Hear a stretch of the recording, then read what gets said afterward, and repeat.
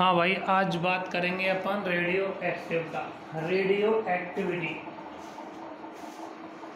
इसकी बात करेंगे, रेडियो एक्टिवता या रेडियो एक्टिविटी। रेडियो एक्टिवता की खोज सन 1896 में किसने की थी? हेनरी बेकुरेल ने की। हेनरी बेकुरेल ने की थी 1898 में। किसने की थी? मैडम क्यूरी ने। सबसे पहले रेडियो एक्टिवता की खोज किसने की थी? हेनरी बेकुरेल ने। उसके बाद में मैडम, उसके 2 साल पश्चात मैडम क्यूरी ने।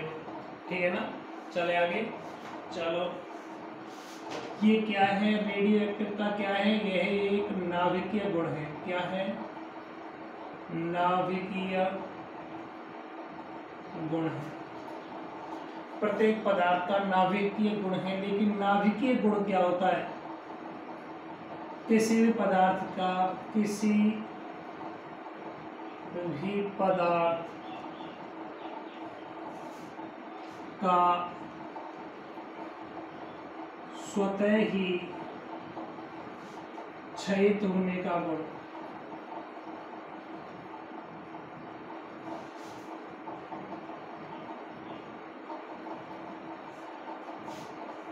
हाँ, हम नाभिकीय गुण की बात कर रहे थे। नाभिकीय गुण मतलब कौन सा नाभिकीय गुण? रेडियो एक्टिवता का। रेडियो एक्टिवता क्या है? किसी भी पदार्थ के स्वतः ही क्षयित होने का गुण क्या कहलाता है? रेडियो एक्टिवता कहलाता है। होने का गुण रेडियो एक्टिवता कहलाता है।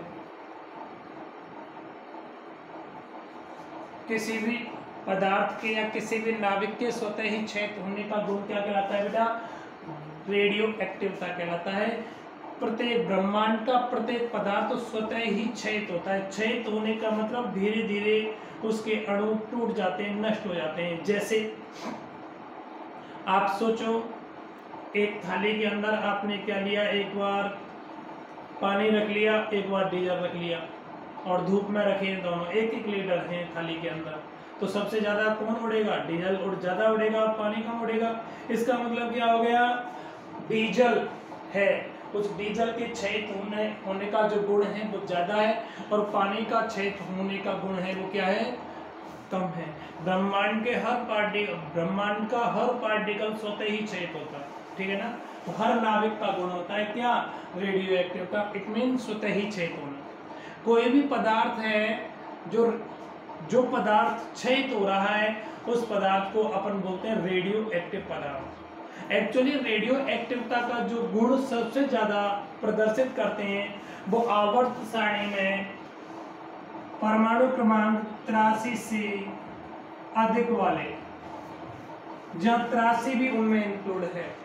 आवर्त सारणी में एटॉमिक नंबर 83 के पश्चात, और 83 वाला भी एटम विस्मित। 83 पर कौन आता है? विस्मित।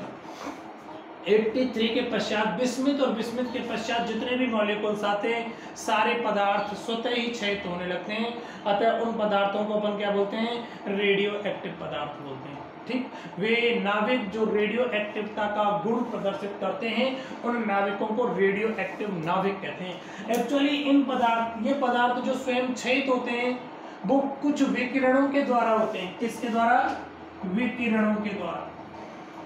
ये पदार्थ जो स्वतः ही क्षयित होते हैं वो रेडिएशंस के द्वारा क्षयित होते हैं। अतः उन विकिरणों को अपन क्या बोलते हैं?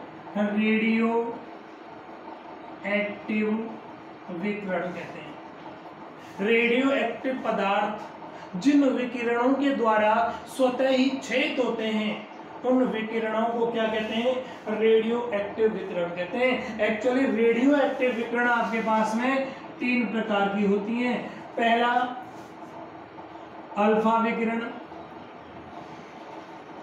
दूसरा बीटा विकिरण, और तीसरा गामा विकिरण। अतः आपके पास में जो रेडियो एक्टिव 6 हैं वो रेडियो एक्टिव 6 3 प्रकार के होते हैं। पहला 6 होता है अल्फा 6, दूसरा 6 कौन सा होता है? बीटा 6 एंड तीसरा 6 कौन सा होता है आपके पास में, गामा 6। ठीक है ना।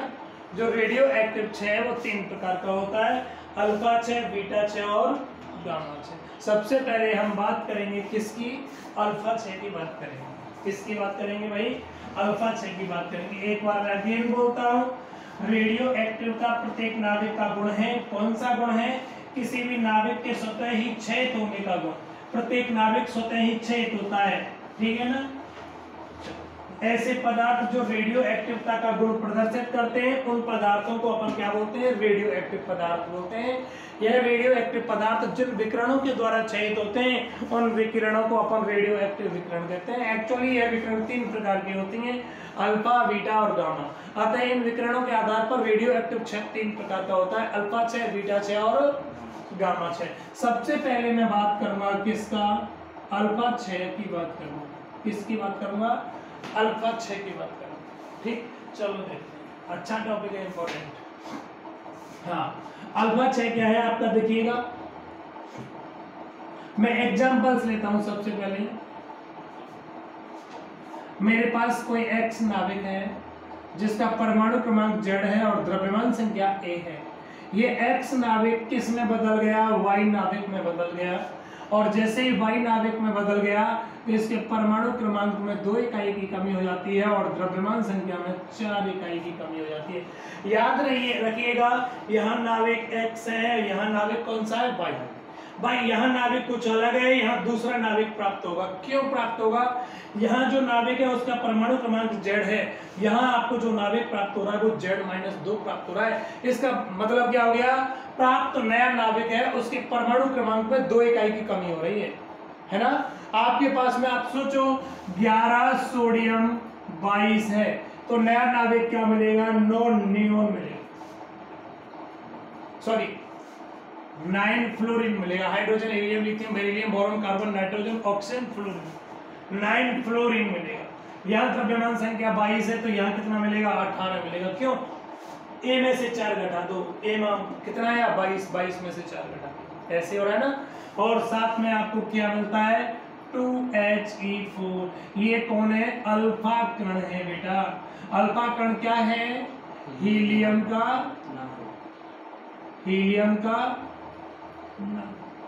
बहुत काम की चीज है। बार बार बोल रहा हूं कि भाई आपके पास में अल्फा पार्टिकल होता है, वो क्या होता है, हीलियम का नाभिक, और साथ में आपको क्या मुक्त होती है, यहाँ पर ऊर्जा मुक्त होती है।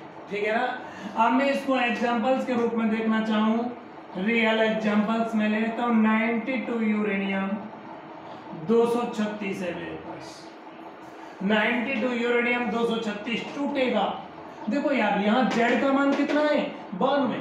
अब यहाँ कुछ अलग बाई नाभिक मिलेगा, लेकिन कौन सा बाई नाभिक मिलेगा जिसका परमाणु क्रमांक क्या होगा, Z-2। मतलब 92 में से 2 घटा दूंगा तो कितना आएगा, 90। अब 90 पर कौन आता है, थोरियम आता है। कौन आता है भाई, थोरियम आता है। चलो भाई यहाँ 236 है, 236 में से कितना घटा दूं, 4 घटा दूं तो कितना आएगा, 232 प्लस 2He4 प्लस क्या मिलेगी, ऊर्जा। ये 2He4 है, वो क्या है, अल्फा कण है। क्या है, अल्फा कण है। अगर मैं यहाँ से वापस, हो सकता है इसमें से मैं अल्फा कण वापस निकालूं, इसमें से अल्फा कण, देखो इसमें से अल्फा कण निकाला तो ये मिला, इसमें से अल्फा कण निकालूंगा तो अब मुझे क्या मिलेगा, एटॉमिक नंबर 90 माइनस 2 करेंगे तो 88 रेडियम मिलेगा। 88 पर 88 रेडियम क्या मिलेगा आपके पास में, 232 में से 4 माइनस कर दूंगा तो 228 मिलेगा। अल्टरनेट प्रोसेस चलता रहेगा कंटेंट, कोई समस्या थोड़ी है। चले आगे। अब देखो हम किसकी बात कर रहे थे, इस स्थान पर आपके पास में क्या हो रहा है, अल्फा 6 हो रहा है। ये बड़ा वाला नाभिक था, इस नाभिक में से अल्फा कण बाहर निकल गया, अल्फा कण बाहर निकल गया तो ये नाभिक प्राप्त हुआ। ऐसे ही है ना। आप सोचो ये कौन है, आपके पापा जी हैं, ये कौन है, पापा जी हैं, और पापा जी में से अल्फा पार्टिकल बाहर निकल गया कुछ बाहर निकल गया। इसका मतलब जो बाहर निकल गया तो नया नाभिक प्राप्त हुआ, नए कौन प्राप्त हो गए? आप प्राप्त हो गए। तो ये क्या प्राप्त हो गया? बेटा प्राप्त हो गया या बेटी जी प्राप्त हो गया। ऐसे ही हो गया, ऐसे हो रहा है ना, इसमें से ये प्राप्त हो रहा है ना, बाप में से तो हम प्राप्त हो रहे हैं, ये कंडीशन हो रही है। आप देखो, सबसे पहले मैं अल्फा 6 को डिफाइन करना चाहूंगा इन एग्जांपल्स के रूप में।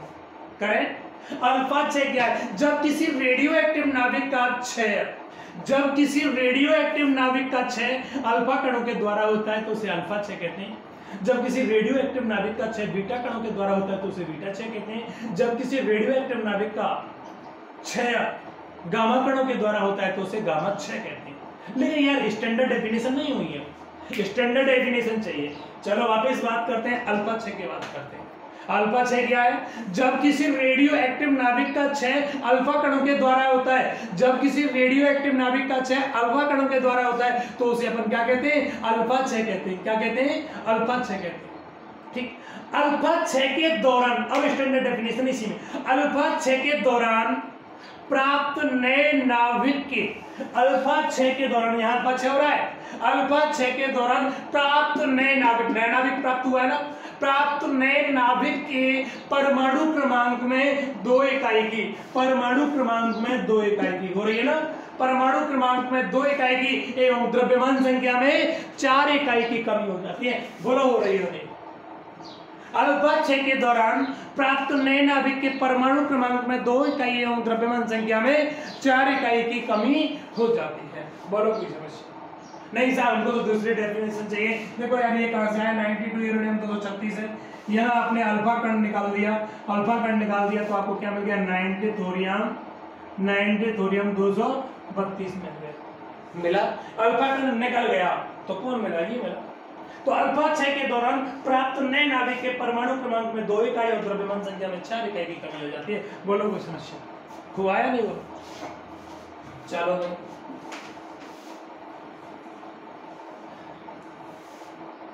अगेन बात करूंगा। अल्फा 6 क्या है? जब किसी रेडियो एक्टिव पदार्थ का क्षय अल्फा कणों के द्वारा होता है तो इसे अल्फा 6 कहते हैं। अल्फा 6 के दौरान प्राप्त नए नाभिक के परमाणु क्रमांक में 2 इकाई एवं द्रव्यमान संख्या में 4 इकाई की कमी हो जाती है तथा साथ में ऊर्जा मुक्त होती है। कोई दिक्कत थोड़ी है। ठीक, इस 6 के दौरान मूल नाभिक, और ये कौन आ गया आपके पास में? उत्पाद नाभिक। ये कौन है? मूल नाभिक। और ये कौन है? उत्पाद नाभिक। इस 6 के दौरान मूल नाभिक को जनक नाभिक कहते हैं। पापा जी जनक, ठीक है ना? इस 6 के दौरान मूल नाभिक को क्या कहते हैं भाई? जनक नाभिक कहते हैं। क्या कहते हैं? जनक नाभिक कहते हैं। तथा उत्पाद नाभिक को, किसको? उत्पाद नाभिक को पुत्री नाभिक कहते हैं। क्या कहते हैं? पुत्री नाभिक कहते हैं। इसीलिए मैं बोल रहा था बेटा जी और पापा जी और बेटी जी, यही है ना?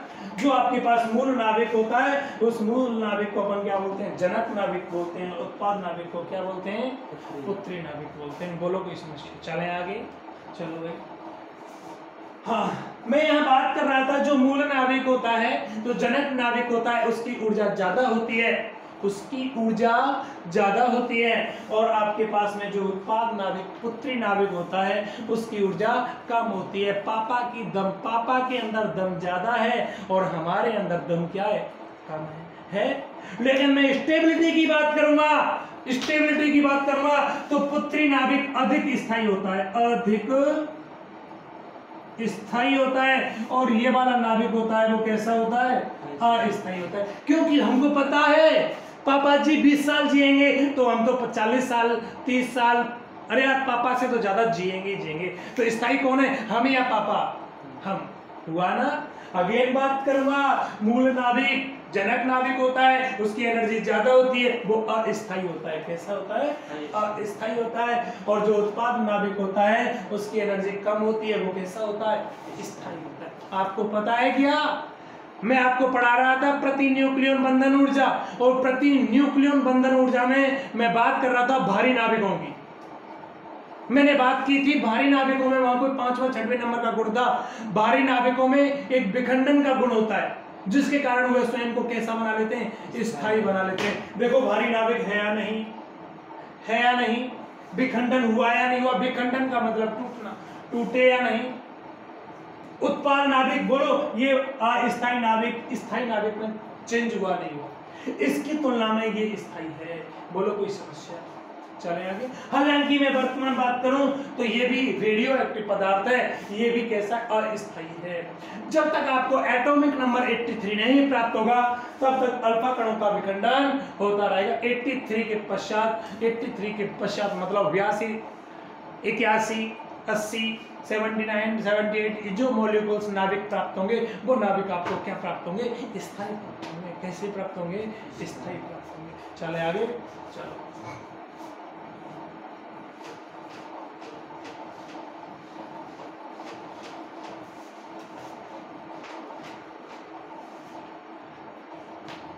चलो भाई, ये आपके पास में एक्स नाभिक है और ये कौन है?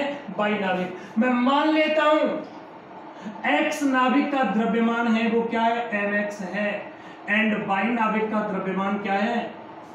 my है, एंड हीलियम के नाभिक का द्रव्यमान क्या है? mhe है। कोई प्रॉब्लम? इसका द्रव्यमान ये है, इसका द्रव्यमान ये है, इसका द्रव्यमान ये है। ठीक, चले आगे। मुझे एक्चुअली विघटन ऊर्जा निकालनी है। क्या निकालनी है? विघटन ऊर्जा, विघटन ऊर्जा निकालनी है। देखो भाई, विघटन ऊर्जा कैसे निकालेंगे? ऊर्जा निकालनी है, आइंस्टीन का द्रव्यमान ऊर्जा समतुल्यता समीकरण होता है E बराबर mc², m मास एंड प्रकाश का वेग का वर्ग। किसी पार्टिकल का द्रव्यमान और प्रकाश के वेग का गुणनफल क्या होता है? आपके पास में ऊर्जा होती है। देखो यार, इस नाभिक की ऊर्जा कितनी होगी? इसका द्रव्यमान इंटू प्रकाश का वेग का वर्ग का स्क्वायर। इसका द्रव्यमान कितना है? देखो इसकी ऊर्जा को मैं बोल दूं Ex। चलो, इसकी ऊर्जा कितनी आ गई? Ey, और इसकी ऊर्जा कितनी आ गई? Ehe। इसकी ऊर्जा Ex का मान कितना हुआ? mx इंटू c² होगा। इसकी ऊर्जा कितनी होगी? my इंटू c², एंड इसकी ऊर्जा कितनी होगी? mhe इंटू c² होगा। ये क्या है आपके पास में? मूल नाभिक। मूल नाभिक की ऊर्जा है, और ये कौन है आपके पास में? उत्पाद नाभिक है ना। उत्पाद नाभिक की ऊर्जा ये रही और मूल नाभिक की ऊर्जा ये रही। नाभिक की ऊर्जा ये है ना। देखो यार, उत्पाद नाभिक की ऊर्जा और मूल नाभिक की ऊर्जा का जो अंतर है भाई, प्रारंभ में ऊर्जा इतनी थी, अंत में ऊर्जा अपन को इतनी प्राप्त हुई। टोटल इन दोनों का जो प्रारंभ में ऊर्जा इतनी थी, अंत में ऊर्जा इतनी प्राप्त हुई। इन दोनों ऊर्जाओं का जो अंतर है वो अंतर क्या कहलाता है? आपका विघटन ऊर्जा कहलाता है। इन दोनों ऊर्जाओं का अंतर मतलब जो शेष ऊर्जा होगी वो इस अभिक्रिया को संपन्न कराने में प्रयुक्त हो गई, इस अभिक्रिया को विघटित कराने में, उस नाभिक को तोड़ने में, विखंडन में प्रयुक्त हो गई शेष ऊर्जा है। ठीक, तो मैं विघटन ऊर्जा की बात करना चाहूं तो विघटन ऊर्जा क्या होगी आपके पास में? अगेन देखिएगा, उत्पाद नाभिक या सॉरी मूल नाभिक की ऊर्जा एवं उत्पाद नाभिक की ऊर्जाओं का अंतर, मूल नाभिक की ऊर्जा एवं उत्पाद नाभिक की ऊर्जाओं का अंतर क्या कहलाता है? विघटन ऊर्जा कहलाता है। विघटन ऊर्जा को Q से डिनोट करते हैं। Q बराबर आपके पास में कितना आएगा? mx into c² minus my into c² plus mhe into c²। होगा या नहीं होगा? कुछ कॉमन आ रहा है क्या? c² कॉमन आ रहा है। Q बराबर mx minus my minus mhe into c²। ये ऊर्जा है वो विघटन ऊर्जा कहलाती है। क्या कहलाती है? विघटन ऊर्जा कहलाती है। बोलो कोई समस्या? अल्फा 6 के दौरान जो विघटन ऊर्जा प्राप्त होगी वो इतनी प्राप्त होगी। mx क्या है? x जो मूल नाभिक था उसका मास है, एंड y उत्पाद नाभिक का मास है, एंड mhe हीलियम के नाभिक का मास है। ठीक, ये सारे मास आपको न्यूमेरिकल्स में दिए हुए मिलेंगे, डायरेक्ट मिलेंगे।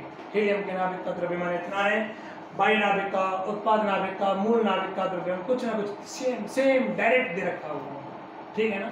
चलो, ये आपके पास में अल्फा 6 हुआ। तो अल्फा 6 की बात कर रहा था, एक बार फिर अगेन रिपीट करता हूं। अल्फा 6 क्या है? जब किसी रेडियो एक्टिव नाभिक का विघटन अल्फा कणों के द्वारा होता है तो इसे अल्फा 6 कहते हैं। इसमें प्राप्त उत्पाद नाभिक के परमाणु क्रमांक में 2 इकाई एवं द्रव्यमान संख्या में 4 इकाई की कमी हो 4 इकाई की कमी हो जाती है। ठीक, कोई समस्या? तथा साथ में ऊर्जा मुक्त होती है। ये अल्फा 6 कहलाता है। बोलो कोई दिक्कत? ठीक है, चले आगे।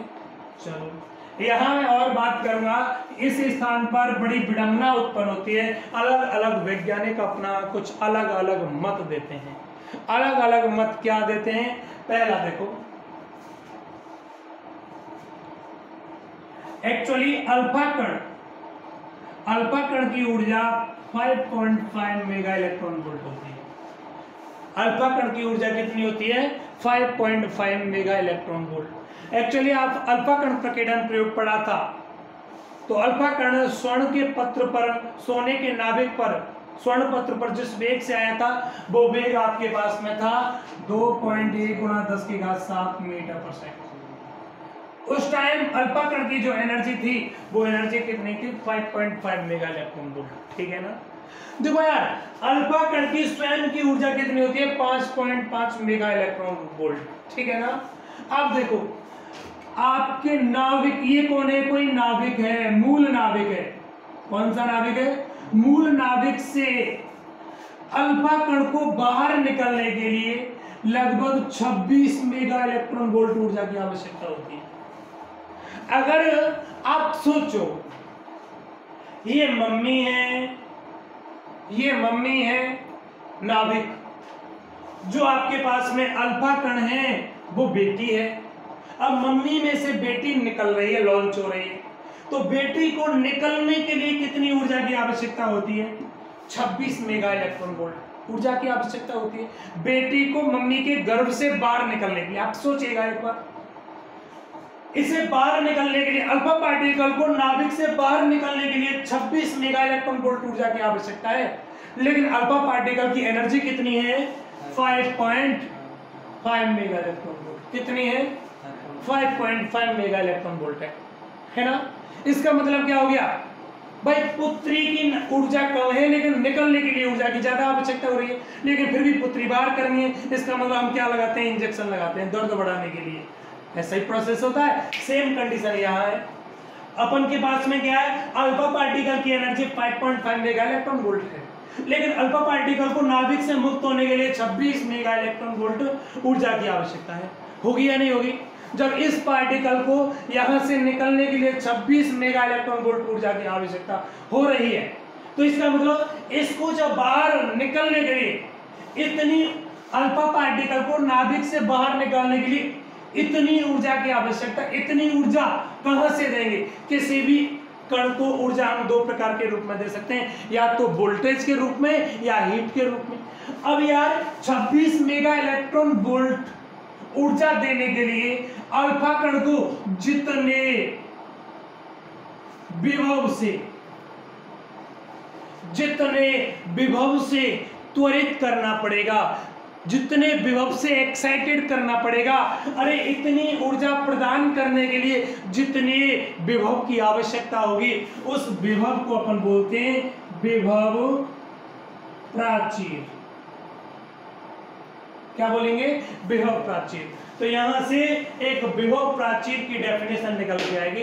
विभव प्राचीर क्या है? आगे मैं फिर रिपीट करता हूं। अल्फा कण, जो अल्फा कण है उसकी ऊर्जा 5.5 मेगा इलेक्ट्रॉन वोल्ट होती है। कितनी होती है?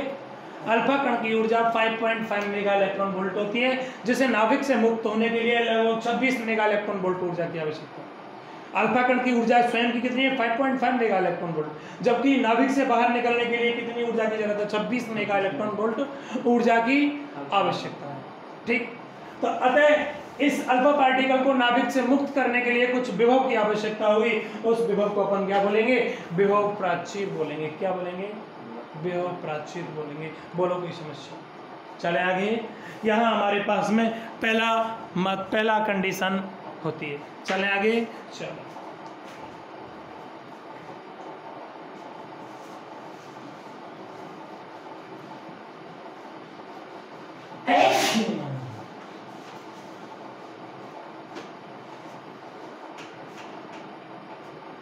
एक और चीज होता है, हम क्या कर रहे हैं, नाभिक से मूल नाभिक से अल्फा कण को क्या कर रहे हैं, बाहर कर रहे हैं, है ना। अल्फा कण कब बाहर होगा, जब अल्फा कण की ऊर्जा 26 मेगा इलेक्ट्रॉन वोल्ट हो जाएगी, तभी बाहर होगा। अगर अल्फा कण की ऊर्जा 26 मेगा इलेक्ट्रॉन वोल्ट नहीं हुई तो ये अल्फा कण कहां रहेगा, नाभिक में ही होगा। नाभिक में होने का मतलब क्या था, आप देखो ये ZXA, ये Z-2 A-4 अल्फा पार्टिकल, ये अल्फा पार्टिकल बाहर निकला था। वो कब निकला था, ये अल्फा पार्टिकल इससे, इस नाभिक से ये अल्फा पार्टिकल निकल गया, तभी तो ये नाभिक प्राप्त हुआ है। तो ये अल्फा पार्टिकल कब निकला है, जब उसकी एनर्जी, अल्फा कण की एनर्जी कितनी हो गई थी, 26 मेगा इलेक्ट्रॉन वोल्ट। जब तक अल्फा कण की एनर्जी 26 मेगा इलेक्ट्रॉन वोल्ट नहीं होगी, तब तक ये अल्फा कण बाहर नहीं निकलेगा। आगे चले, आगे चलो भाई, आप देखो, मुझे कुछ ऐसा फील हो रहा है, ये अल्फा कण की नाभिक से बाहर निकलने की कुछ ना कुछ संभावना है। मतलब संभावना एक प्रायिकता होती है, किसी भी कार्य करने की संभावना, मतलब प्रोबेबिलिटी को डिनोट करता है। अब आप देखिएगा, ये अल्फा कण की बाहर निकलने की संभावना क्या होगी, जब इसकी ऊर्जा 26 मेगा वोल्ट इलेक्ट्रॉन वोल्ट होगी तो बाहर निकलेगा, और ऊर्जा 26 मेगा इलेक्ट्रॉन वोल्ट नहीं हुई तो बाहर नहीं निकलेगा। तो देखो, नाभिक से, अब मैं कुछ बोलना चाह रहा हूं, नाभिक से, मूल नाभिक से अल्फा कण के बाहर निकलने की प्रायिकता, कुछ ना कुछ प्रायिकता होगी। अल्फा कण की मूल नाभिक से बाहर निकलने की प्रायिकता को, बाहर निकलने की प्रायिकता को अपन क्या कहते हैं, सुरंगन प्रभाव कहते हैं। इंपॉर्टेंट नो पॉइंट, सुरंगन प्रभाव किसे कहते हैं।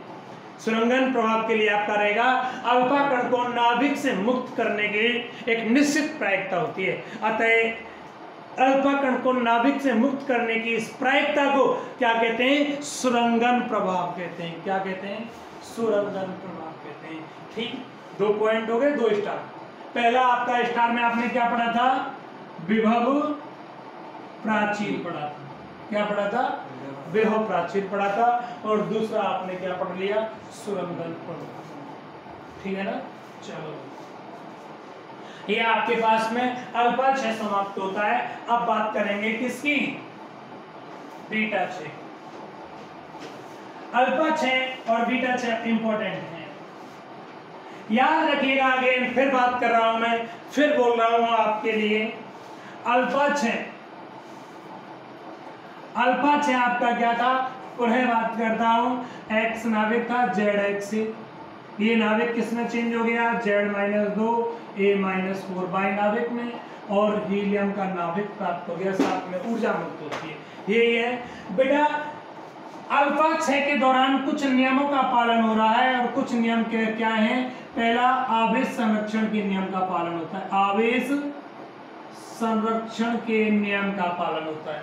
आप देखो, थोड़ी देर पहले पढ़ रहे थे, 92 यूरेनियम 236, किसमें या 90 थोरियम 232 + 2 He4। आप ये बताओ कितने इलेक्ट्रॉन हैं यहाँ, 92 इलेक्ट्रॉन। यहाँ इलेक्ट्रॉन कितने, 90। यहाँ इलेक्ट्रॉन 2, यहाँ इलेक्ट्रॉन 92 थे।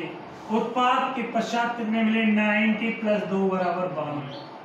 प्रारंभ में और अंत में बोलो, इलेक्ट्रॉन बराबर रहे या नहीं रहे, इलेक्ट्रॉन आवेश होता है बेटा। आवेश संरक्षण के नियम का पालन हुआ। चलो, दूसरा होता है आपके पास में द्रव्यमान संख्या या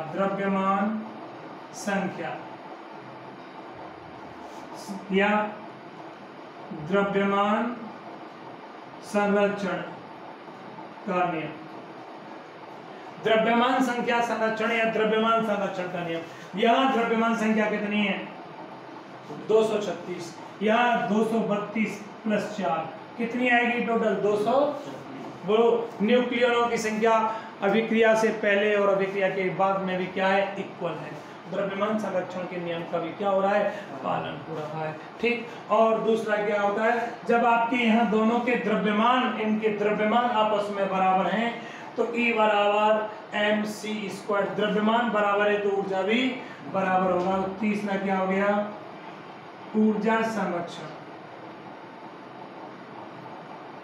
ऊर्जा संरक्षण का नियम, यहाँ ऊर्जा संरक्षण के नियम का भी पालन होता है। चलें आगे। और चौथा आपके पास में कौन है, ऊर्जा के बाद में संवेग संरक्षण। क्या है, संवेग संरक्षण का नियम। यहाँ संवेग संरक्षण के नियम का भी पालन होता है। इसका मतलब अल्फा क्षय के दौरान आपके पास में आवेश संरक्षण, द्रव्यमान संरक्षण, ऊर्जा संरक्षण और संवेग संरक्षण नियम का पालन होता है।